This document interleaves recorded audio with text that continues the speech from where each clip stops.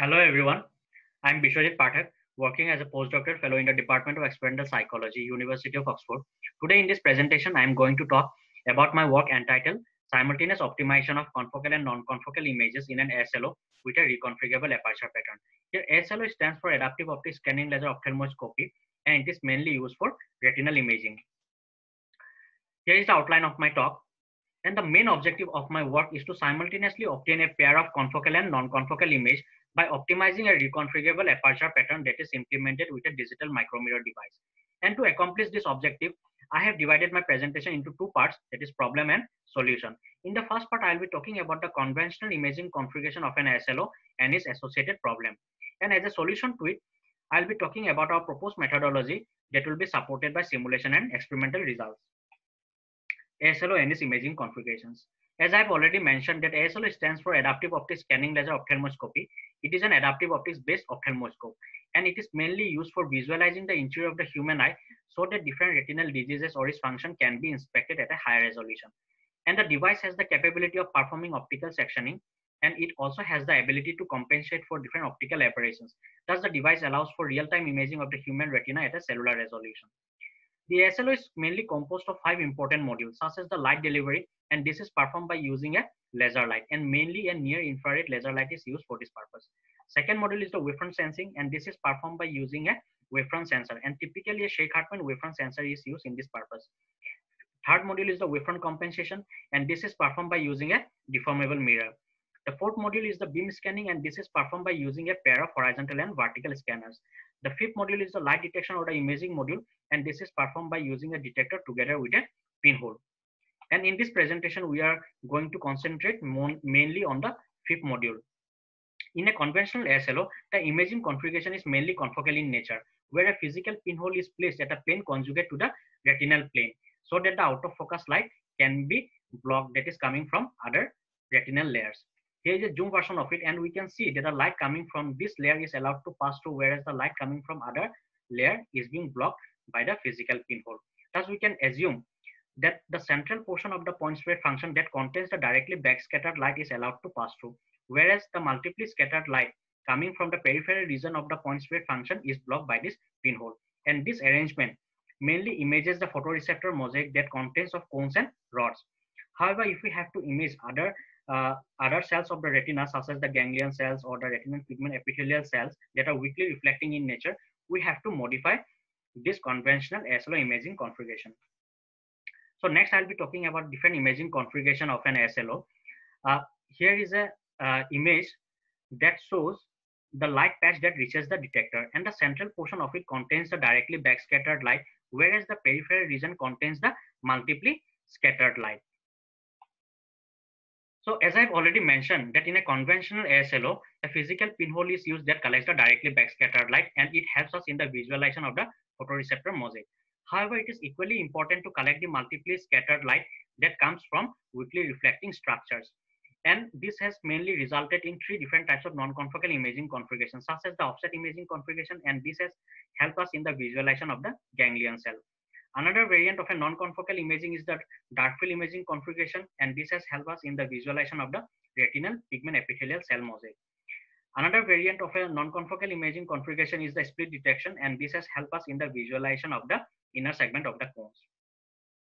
Thus, we can see that by modifying the aperture configuration and by collecting light from different portion of this patch, we can visualize different cells. We have also noticed that each of these imaging configuration uses a physical pinhole. Thus, collection of both confocal and non-confocal light simultaneously in this purpose becomes difficult, because for every participant, we have to vary the size of the physical pinhole. That makes the process complex and it becomes much more erroneous in nature. Thus, in an effort to collect both the confocal and non-confocal light simultaneously, we have replaced this physical pinhole with a programmable aperture pinhole in our present work, so that the aperture pattern can be varied in real time, and also we can place this aperture pattern at a user-defined location.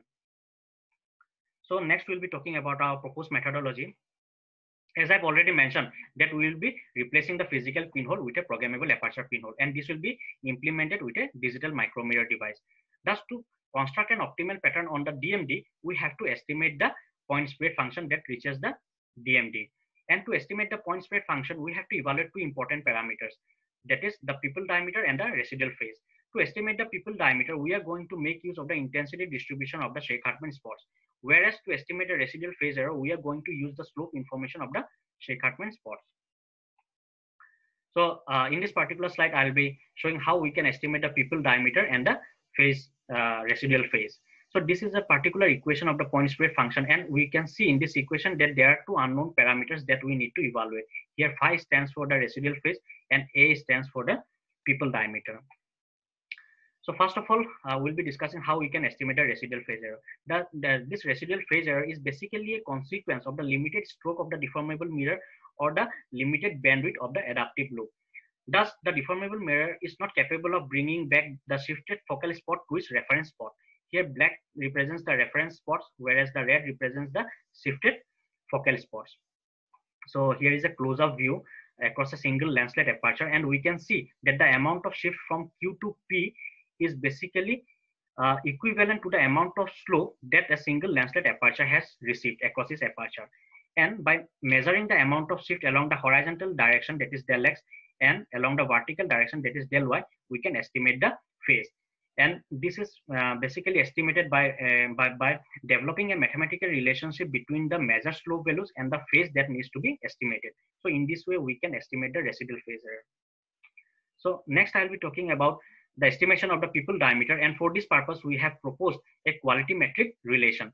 So here is the quality metric relation, and this part basically shows the sum of the intensity value corresponding to a single lancelet aperture, whereas this shows the sum of the intensity value corresponding to a width that is equivalent to the full width at half maximum of the Shake-Hartman spot. And by taking the ratio of their difference and sum, we can evaluate the quality metric, where L, M represents the lancelet index. And the distribution of the quality metric is mainly inverted Gaussian in nature. Next, we try to find the index of the minimum value of the quality metric, and we select the corresponding row and column of that minimum index value. And after that, we bottom hat filter so that we can accordingly obtain a set of radii value. And once we obtain the set of radii value, we can describe a new circle with a radius RB. And once we get the radius RB, we can estimate the pupil diameter, as the estimated pupil diameter is twice of RB. Next, we'll present a few simulation results to verify the feasibility of our proposed method. And for that purpose, we have set the pupil diameter deliberately to be 199 pixels. And we have also considered a super Gaussian intensity profile to mimic the light reflectance from a human eye. And these are his corresponding Shake-Hartman spots corresponding to a lancelet aperture. And these are the Shake-Hartman spots corresponding to the full width at half maximum. And here is a line plot showing the intensity corresponding to the lancelet aperture, and this is corresponding to the FWHM aperture. And by following the proposed pupil diameter estimation method, we have estimated the pupil diameter, and we found it to be 200 pixels against a set pupil diameter of 199 pixels. And from this, we can see that the pupil diameter estimation method has given us an accuracy of more than 99%. Here is another similar result. However, we have set the pupil diameter to be 252 pixels, and also the super Gaussian intensity distribution profile has been translated to a different location to consider the eye movement.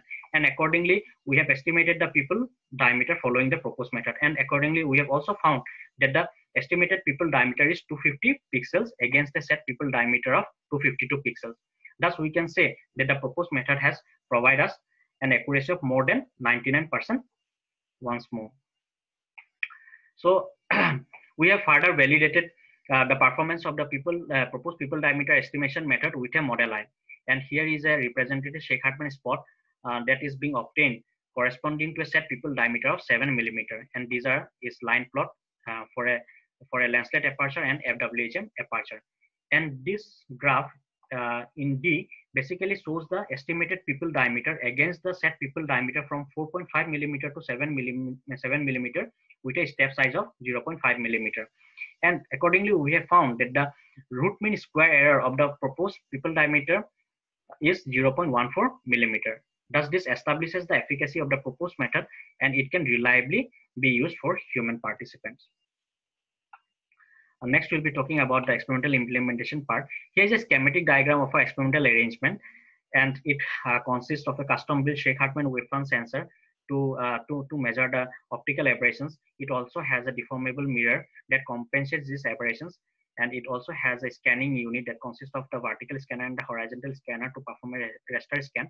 I'm not going into the detail of this experimental arrangement. However, the viewers are suggested to follow reference number 9 for more details, and I'll be only talking about the imaging configuration of this experimental arrangement.